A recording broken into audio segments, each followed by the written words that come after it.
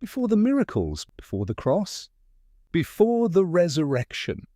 There were moments no crowd witnessed, moments hidden in the silence of night, on the edges of mountains, beneath the open sky of eternity. Moments when Jesus spoke directly to his Father, not in temples, not before thousands, but alone in the sacred quiet where heaven and earth touched. What did he say in those moments? And what can those words teach us today, 2,000 years later? Again and again, the Gospels record the same pattern. While the world moved in noise and need, Jesus withdrew. Not to escape people, but to be with his Father. He climbed mountains in the dark. He left the disciples sleeping far below. He walked into silence the way others walk toward comfort. The moonlight fell across his face. The wind moved through the trees. And there, in the stillness that most people never seek, he knelt. He looked toward heaven, and he prayed.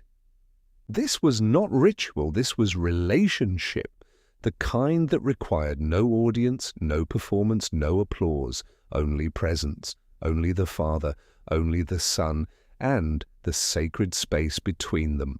What came from those prayers was not the language of desperation. It was the language of deep, unshakable trust. Father, your will be done. Not mine, but yours. Simple words, profound surrender. These were not the words of a man defeated by circumstance. They were the words of a son who understood something most of us spend our entire lives trying to learn. That the Father's will is not a burden to endure, it is a foundation to stand on. Every time Jesus prayed those words, he was not giving something up. He was choosing something greater. He was choosing the eternal over the immediate, the purpose over the comfort, the Father over the fear. And in doing so, he showed us what complete trust actually looks like when it is lived out loud. Then came the darkest night, the night before the cross.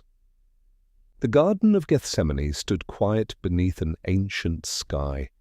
Olive trees cast long shadows across the ground.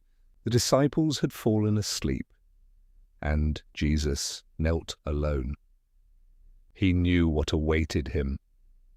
Every detail, every nail, every moment of what was coming. And still he prayed, Father, if it is possible, let this cup pass from me. There was no pretending in that prayer, no performance of strength he did not feel. This was raw, honest, human anguish laid before the throne of heaven without shame. And then, after the silence, after the weight of it all pressed down like stone, he spoke again, yet not my will, but yours be done. That single sentence may be the most powerful prayer ever spoken in human history, not because it removed the suffering, but because it chose the Father anyway.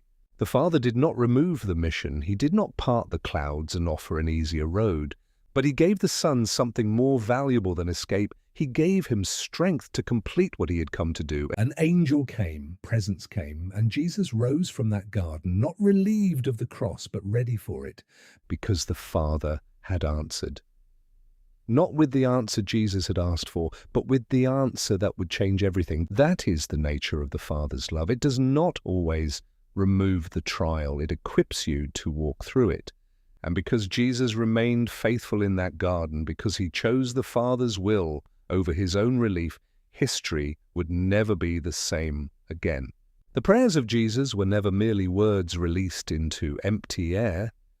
They were the living expression of his relationship with the Father, a relationship built on trust that did not waver when the road grew dark, built on love that did not shrink when the cost became clear, built on obedience that was not blind submission, but a chosen, eyes-open surrender to a purpose larger than any single moment of pain.